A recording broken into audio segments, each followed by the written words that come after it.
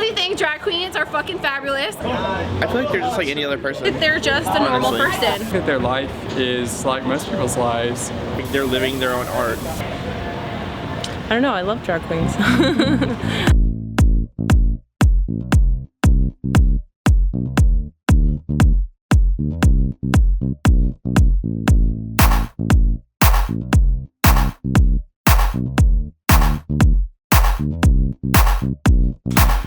I started drag virtually to get out of this box that I was putting myself in. I think I was trying to create a defense mechanism or a safety, well, virtually, yeah, defense mechanism where if I didn't make myself available or be that out there, then I wouldn't get hurt.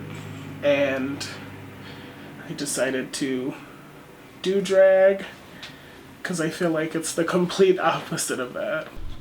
I'm Adonis Illusion. I'm 28 years old. I've been doing drag for 8 years. I make wigs for a living.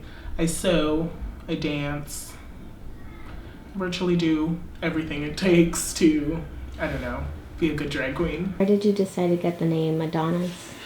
Adonis, it means beautiful male, and it's actually a boy name, and I thought that it was a good meaning because I didn't feel attractive back then, and that's not the reason why I started drag, but I didn't really feel attractive as a boy back then, and I just figured beautiful male meant a male dressing up to be a beautiful woman. I thought it was more fitting for it to be a drag name than some Greek god. People nowadays don't tell me that I exude, I don't know, homosexuality until I say something or until they see me walk or watch me listen to music, which of course I have to lip sync to. So I feel like I'm saying I was dainty back then, but it wasn't that obvious, which is why I had to come out to my mom instead of her just we should have just rolled into it. So you said that she was ashamed? Not really. I don't know. I feel like ashamed in a sense of her thinking that it was something that she did or that it was going to reflect upon her or that she could have changed it in any way. Because she is a lesbian. So I feel like maybe she felt like people would think, oh, her son's gay because she's a lesbian. Which I sort of thought about when I first came out, but really this is my identity and it's not hers. So if I was, it's really, yeah, it had nothing to do with that. But she ignored me for 2 weeks and then she got over it. Yeah. My drag persona is Adonis Illusion. She's an intergalactic hoe. She wears crazy stuff like fur and eyeballs on her tits. I've been covered in poop before. I dance. I can do 10 to 20 high kicks in a row in 6-inch heels.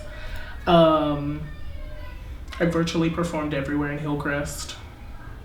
Half of my drag is about dance costumes and dance hair, dance numbers. I love to dance and I've always loved to dance.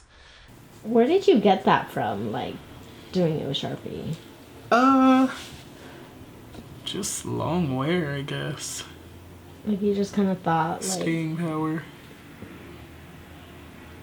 Because I sweat a lot. Oh, okay. It was virtually just an idea I had from the first day I did drag at Lips 8 years ago. I was like, I'm gonna take Sharpie so I can draw it better because it's more like a painting. What do you think other drag queens would say? I've already heard a lot. They just think it's way too industrial. It's machine-ish. Or I don't know. She's creative. She should be on RuPaul's Drag Race or Project Runway because the shit that she thinks of, I don't even know. I would never think of that. She's unconventional to the max. She would beat me in an unconventional. Make it work. years ago, when I was 20 years old, I did a competition at Lips, and I competed like 6 times after that.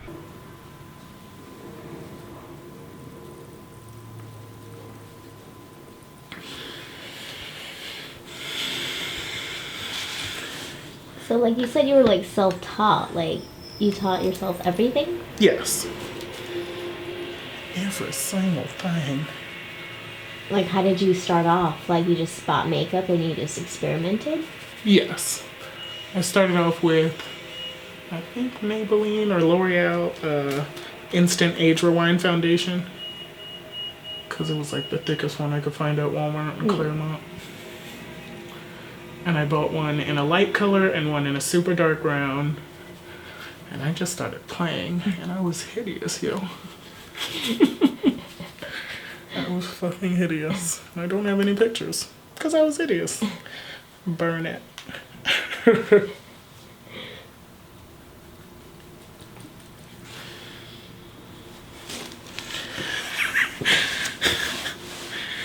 But I do.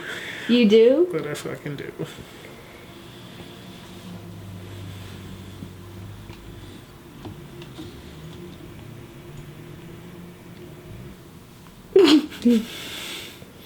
Or just hold it up. Disgust. America. I went down to St. James and I just finished my makeup. Trash. Yeah, I should have passed it. And I felt good about it, baby. I felt like I was ready for the petty. And I had this deep voice going. I went down to St. James and I just finished my makeup. Yeah, I should have passed it. Trash. Hey, I'm Madonna St. James and I just finished my takeout. The trash. Take out the trash. Like, my first performance was trash. It was Rihanna, Only Girl in the World, and I was the only man in the world. It was bad, but I felt pretty. My mom was there. Everyone was cheering me on. It was great. My family's supportive. My mom's a butch lesbian with a heart of gold. My brother's a hetero, normal dude. So we don't talk much. My dad was never around. That was an absence in my life. My mom's a single mom.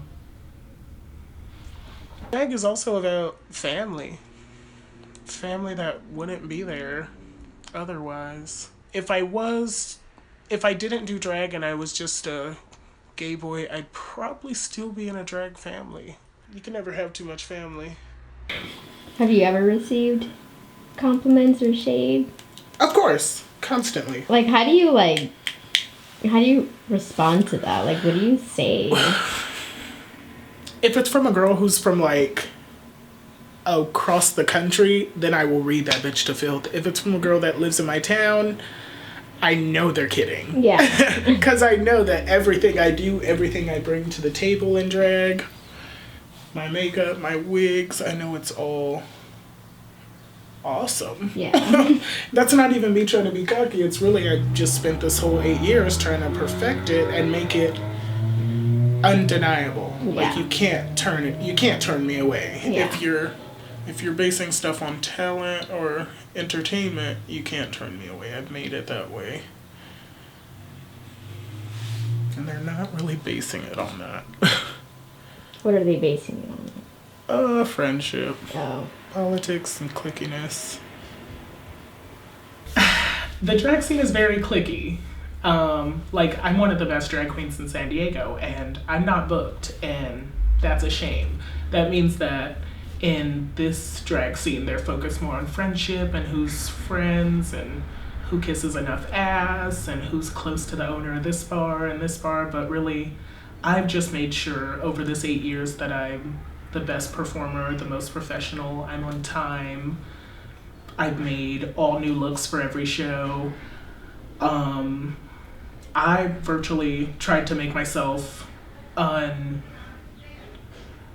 I tried to make it to where they couldn't turn me away and not book me, but somehow they have, which means that the drag scene in San Diego is solely based on politics and ass kissing. And if you're not my type of person, I probably don't hang out with you outside of drag, but I can definitely be a professional with you, and I deserve to be in your show. Virtually any show in San Diego, I deserve to be in.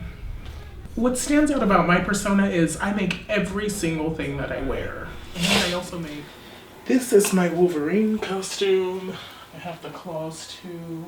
They're hidden for good reason. They're very, like, dangerous. What? As soon as I took them out of the box, I had like a 3-inch deep gash in my leg because they're just super sharp and they're real metal. Yeah.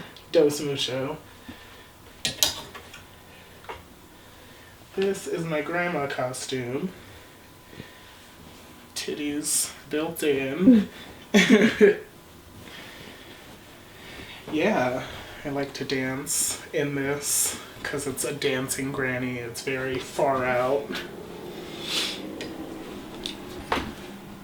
This is my poop costume, which it is adorned with upside down poop, a smiling poop emoji. How come you made an outfit like that? Huh?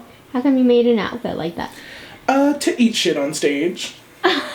Which is virtually any chocolate product that I can melt up and put in a diaper and mush all over my face and into my mouth. While doing Sierra, the song Body Party, because it sounds like your body is my potty. Oh, Which means you want to get shit on. Yeah, and I love it. I love to play with stuff that grosses people out. I'm not really into scat or eating shit, but I love to act like I am. I haven't had some big break yet or some awesome job that pays awesome. So I would call myself a queen on a budget, and I've made the most of it. It's definitely a career. Something that I couldn't see myself not doing. I could definitely imagine myself dying on stage just because I think I'm gonna perform for the rest of my life, even if it's only one booking a month. So I'm a dancing queen, so some songs I just pick a song and I say I'm gonna dance my ass off freestyle, and that's all I do sometimes. What kind of misconceptions do you think people have of drag queens? Misconceptions of drag queens. That we're scary, that we want to touch your boyfriend, even though some of us do want to touch your boyfriend, and some of us do touch your boyfriends, but not all of us want to touch your boyfriends. Also, misconception, we can fight, so don't try it. What's another misconception? That we're all bottoms, which means we all take it in the butt. We don't.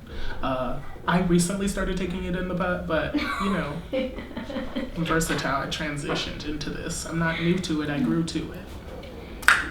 Does Johnny and Adonis have the same mentality, or is it Yes. like different? I'm Johnny at all times.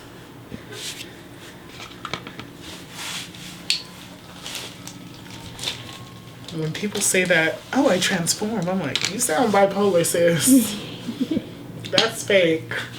That means you can fuck me over yesterday, and then I'll see you today, and they're not in drag, and you'd be like, yeah, that was Sasha. Sasha fucked you over. I'd be like, bitch, Sasha's you, hoe. And then beat that hoe ass. Just kidding. Yeah. I don't. I feel like I haven't been fully happy in life. I feel like I'm my most happy on stage, and you've yet to see me happy, really. You've just seen me on stage, you've seen me performing, you've seen me when I'm most happy, but you haven't seen me happy or successful. So that's what you're yet to see from Adonis Illusion. What about from Jonathan? Happiness and success. Really, we're the same person. Adonis wants everything that Johnny wants, and Johnny wants everything that Adonis wants. Which is just for Adonis to perform, like, so, yeah. Drag in itself is an illusion. All this sculpting and contouring and cutting out of sockets and joints and carving and hollowing and contouring and highlighting just to make something look fabulous on stage. That's a damn illusion. And that's why I do drag. To cause confusion.